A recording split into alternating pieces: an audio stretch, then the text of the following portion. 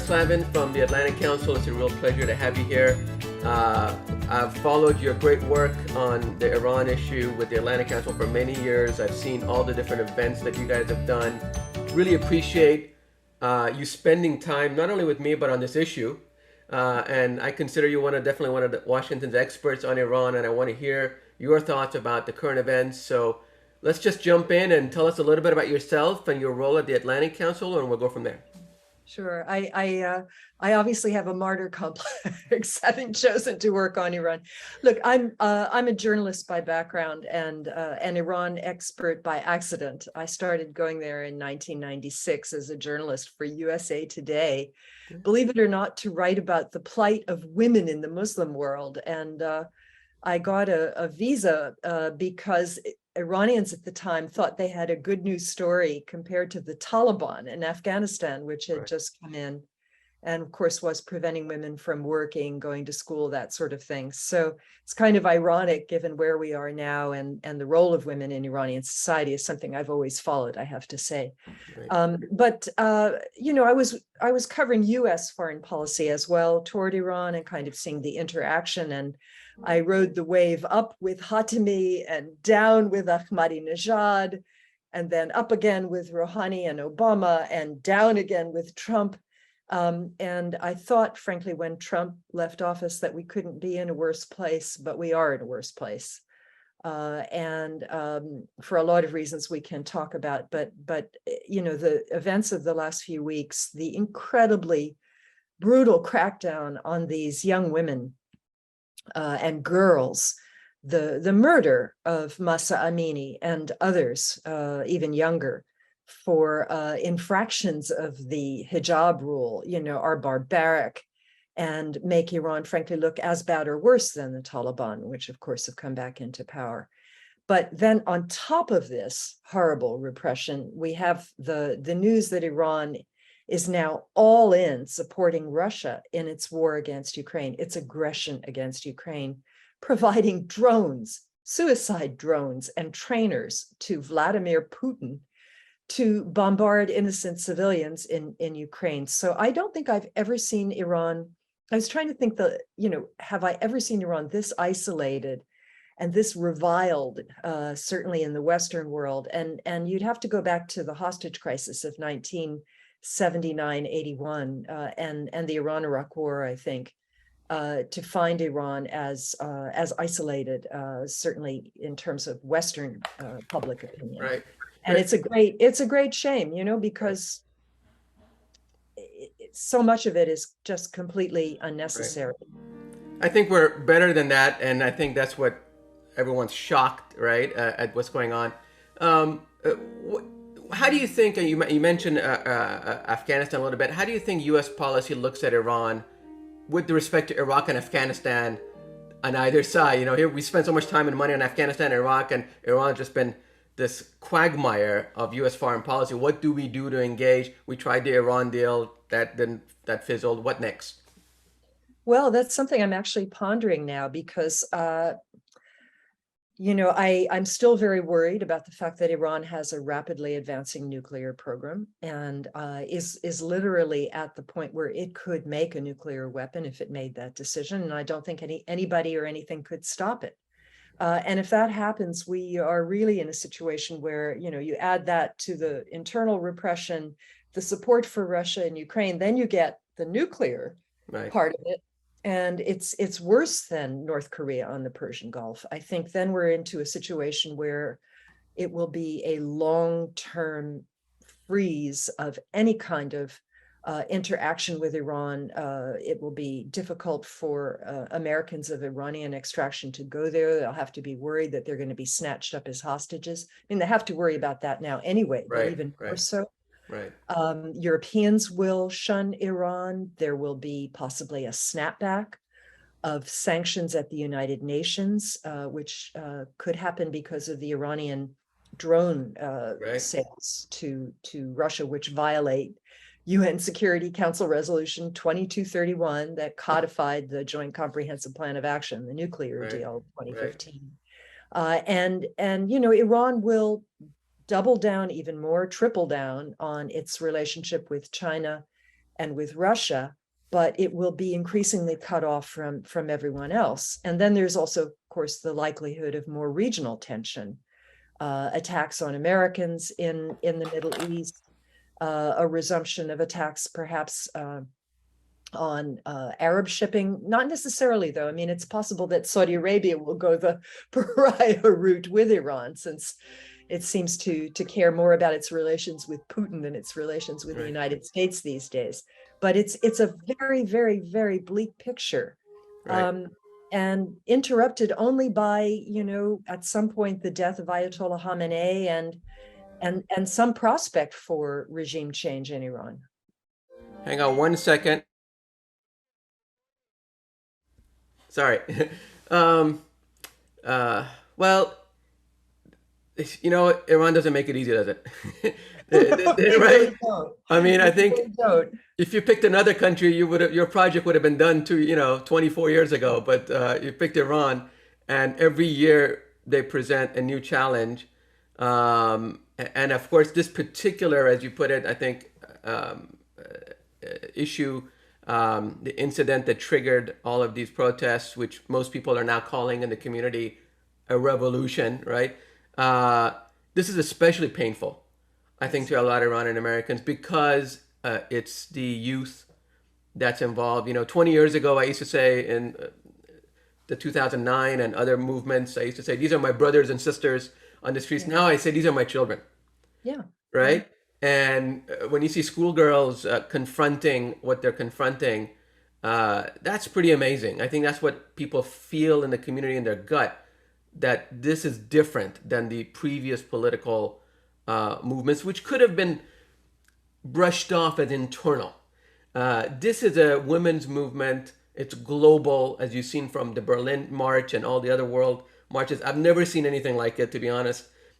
Within the Iranian community or even other expatriate communities, just marching and becoming united. Although within that union, I want to say it's an uneasy union, right? Because there's so many different voices. I always tell, every time you get two Iranians in a room, you get three different opinions.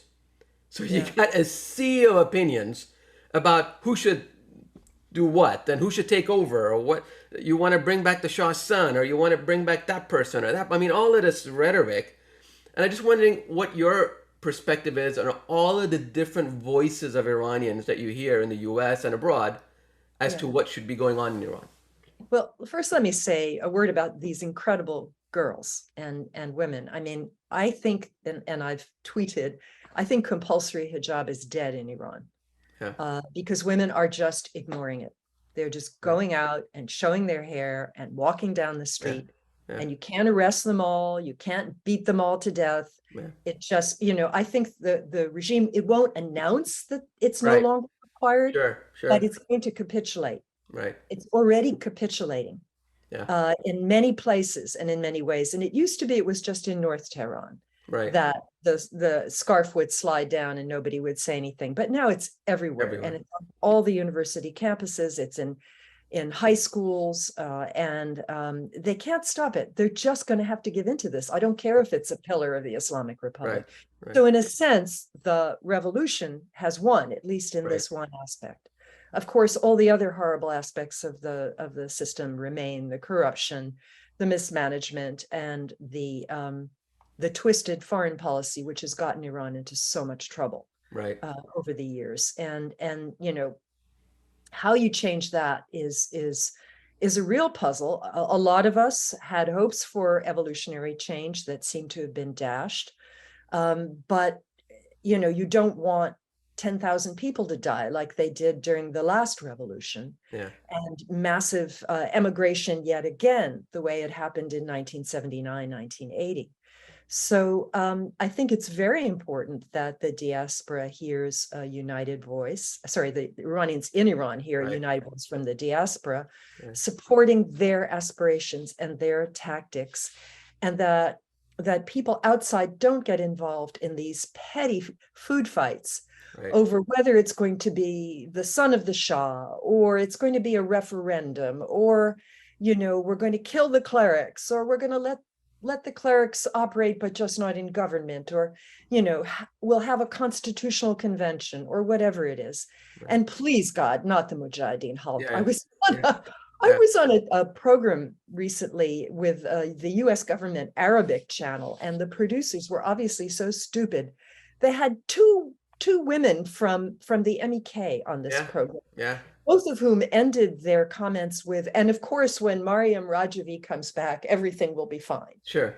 I Sure. mean, Yeah. and people in the community know that, yes, there is a constituency, Sure. and many of them, I think, are relatives of people that were brutally executed by the regime back in 1988 at the end of the Iran-Iraq War. But it's a very small contingent, and Sure. this is not what certainly Iranians in Iran want. Right. It's Mariam Rajavi with her headscarf Right. coming in to rule them.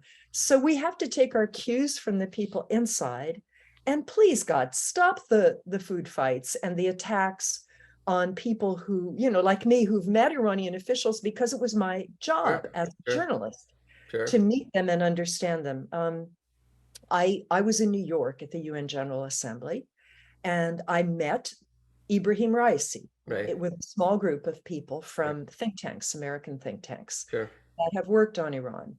And the Iranian president's office leaked a kind of blurry picture of me. Yeah.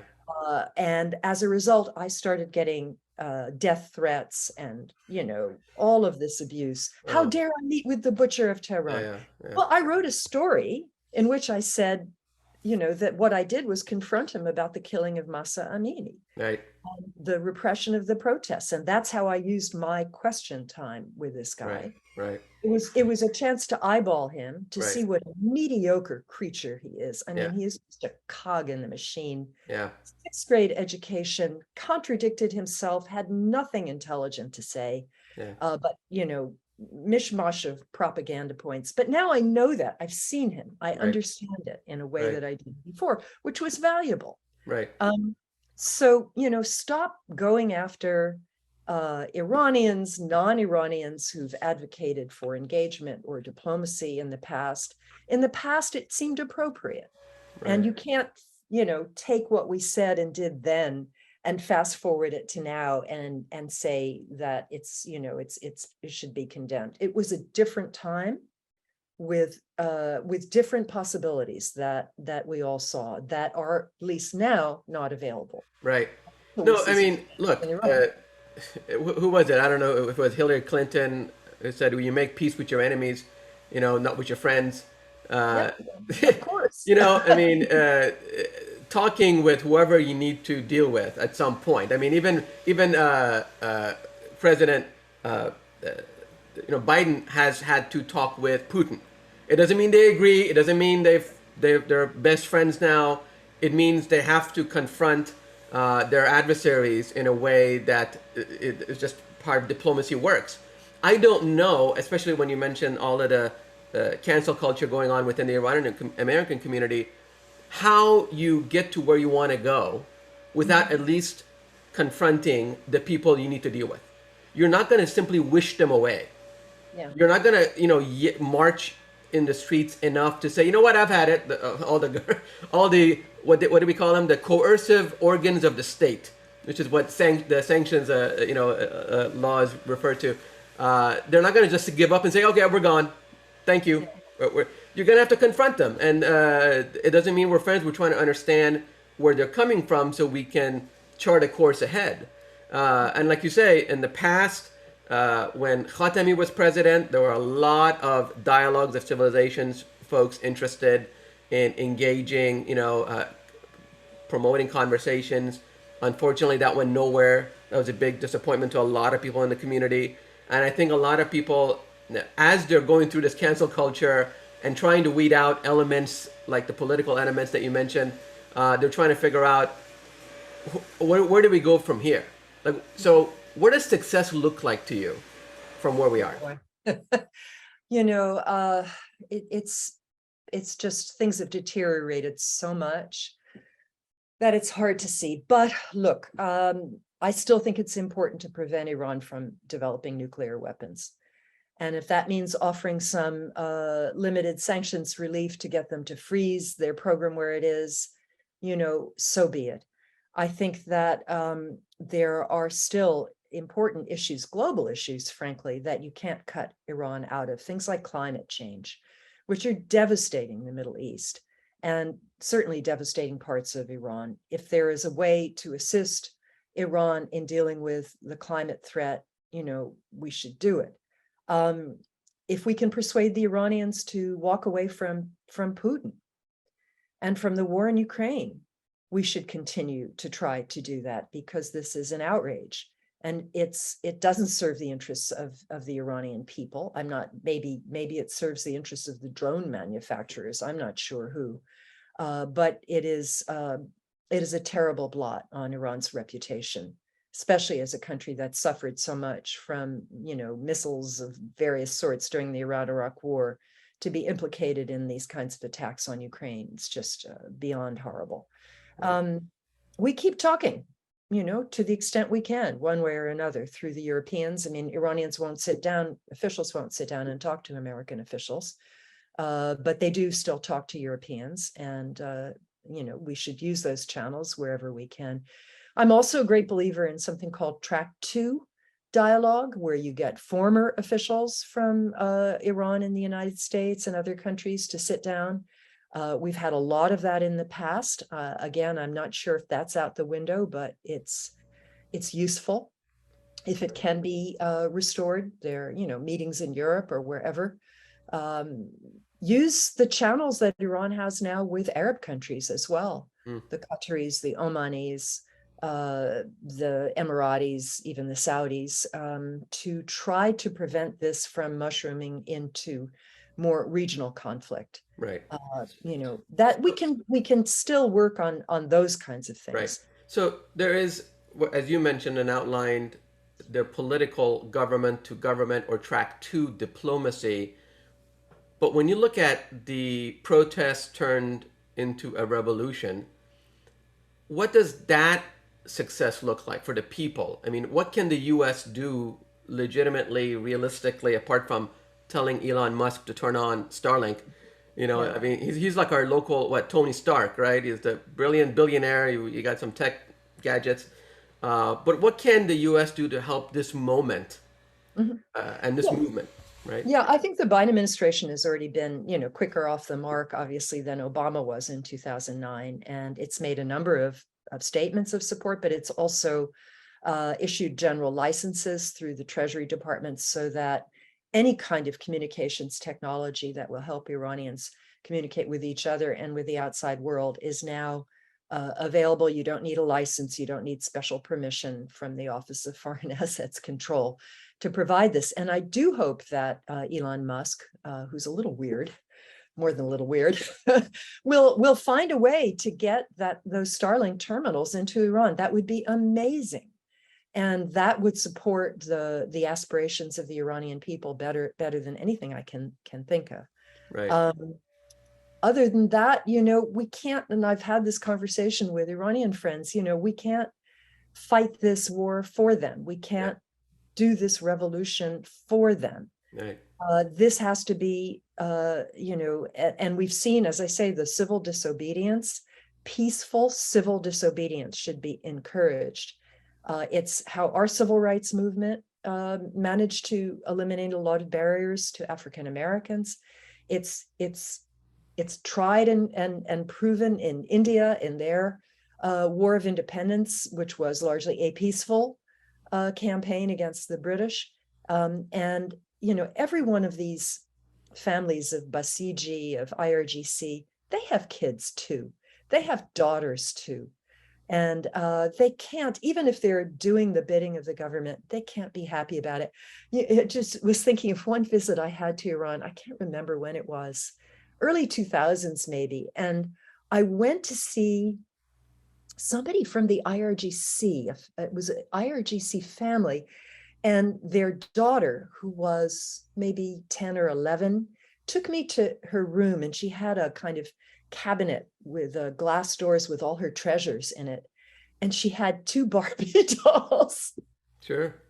Sure, sitting right sure. there on Yeah, the shelf. And this is an sure, IRGC sure. family. I don't Yeah, remember what the story was that I was yeah, doing at the time, but this culture, this cultural invasion, this soft revolution, it won in right, Iran a long, long time ago. And the government is just going to have to give up its resistance to it, not just for the wealthy few, but more generally right. I, for the population. So, support them. I mean, what I do on my social media, I retweet all the sure. videos that Yeah, come out of all the protests, amplify their stories, their names, make sure that those who are killed are not forgotten. right. Um, the demonstrations, of course, that we've seen in Berlin and in Washington, we have one every other day. Yeah. Keep it in the news, keep it in people's minds. Don't let people forget what is going on in Iran, and how much courage it takes for people to continue to protest in this way. And or desperation.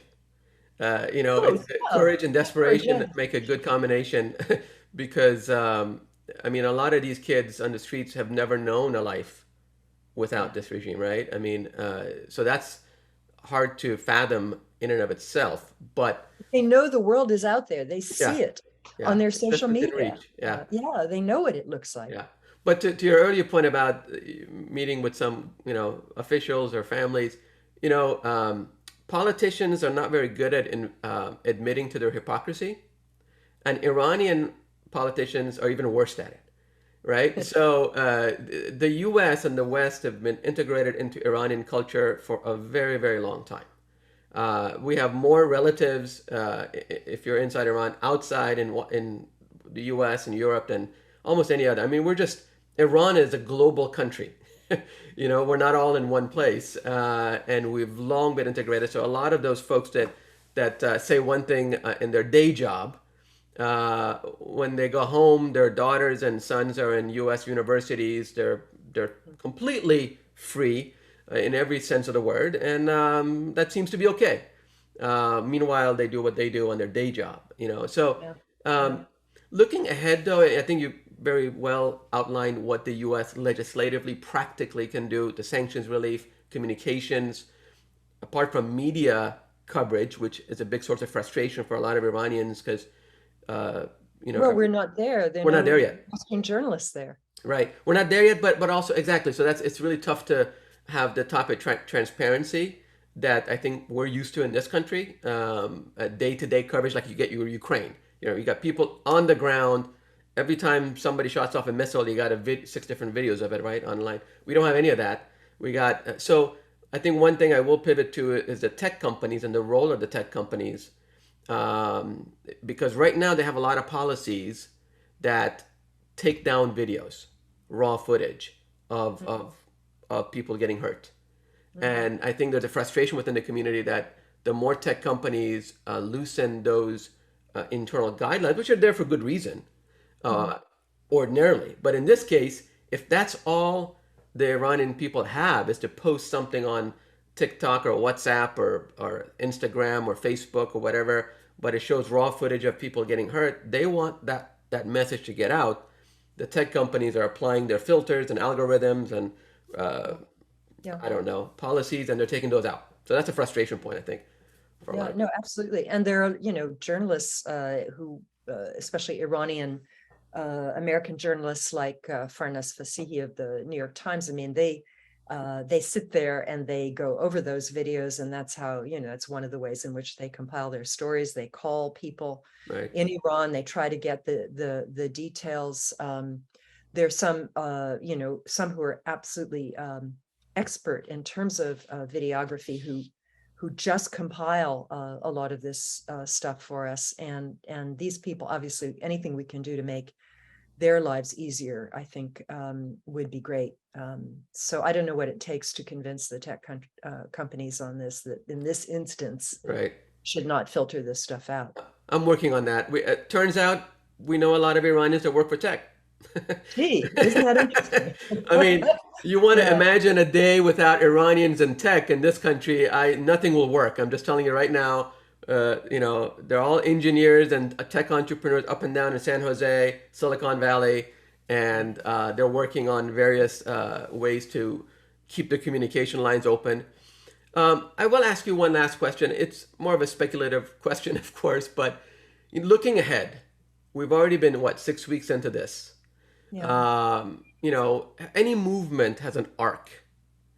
As you look ahead, first, what do you think that arc, how long do you think that arc will take? Tough one, I know. And then what do you think will be a turning point Mhm. in the change that I think we all want to see? Well, a couple weeks ago, we were all speculating about what would happen when Khamenei died. Right, So, I mean, that is a natural point where the regime will be vulnerable, sure. and where it will presumably want to attract some popularity for whoever or whatever comes after Khamenei, and taking their foot off the neck, Right, literally, of the Iranian people. Uh, at least in terms of private life. I was thinking about this, that I haven't been to Iran since 2013. I can't get a visa to go sure, back because they think sure. I work for a think tank, so I can't Yeah, be Western, yeah, right? yeah, And they don't like Westerners wandering yeah. around anyway, especially ones who've been there before. But I was thinking that, in the 2000s or even before, you would had one reality on the street and you had another reality in people's homes. Right, And I learned that I had to bring some nice clothes because you'd go into someone's home and you'd take off the drab raincoat and you had right, to look nice, right, right. because Iranian women are so fashionable. Yeah, Now what's happening is that people are saying we're not going to just have our private life in private. We're going to look the way we want to look in in public. public. We're going Right, to act the way we want to act in public. right, And you can't stop that. I right, mean, women are too educated. yeah, They're not getting married. They're not having children the way they used to. They're not going to take it anymore. right, So, whatever comes next has to accept that at least people will have some private and public freedom in terms of their personal choices, even if they don't yet have political freedom to choose their own government. yeah, That can come next. But at least, like China, let people right, have some sort of expression, self-expression, that isn't restricted by the regime. So right. it's not much of an answer. I mean, the protests will continue. They'll continue. They'll continue. How long will the government crack down in the way that it has, I think, is the better question. Right. That's a good question. It's all we got is questions, right? None of us have all the answers, but I've said it before. I'll say it again. If Iran would, like you say, take as RBG used to say, right, take their foot off the neck of the women of Iran, it would unleash a powerhouse, and I think make Iran one of the greatest countries on the planet. Iranian women have really relentlessly shown their aptitude, their courage, their abilities, their Nobel Peace Prize winning skills. I mean, we have an asset in Iran, and it's not the oil and gas; it's the women. Oh yeah, it's the women. I think people are misreading everything there is to do about what Iran's value is to the world. It's got nothing to do with oil and gas. It's the Iranian women, and I think if they would at least learn from the past and look to a different future of possibilities, Yeah, uh, anything is possible yeah. for Iran. So, Barbara Slavin, I'm really grateful for your time. Stick around for a minute after we hit pause. I want to talk to you some more, but let's keep talking. Please do continue to do all the great work that you're doing. The forums that you put together at the Atlantic Council are wonderful. They're very educational. They're insightful. I think they drive a positive conversation, and they're inclusive. And I think those are all qualities that we want to have in this dialogue. So, any last words before we sign off? Uh, no, just that I wish for a better future for the people of Iran. That's Me all. too. Me too. Thank you so much.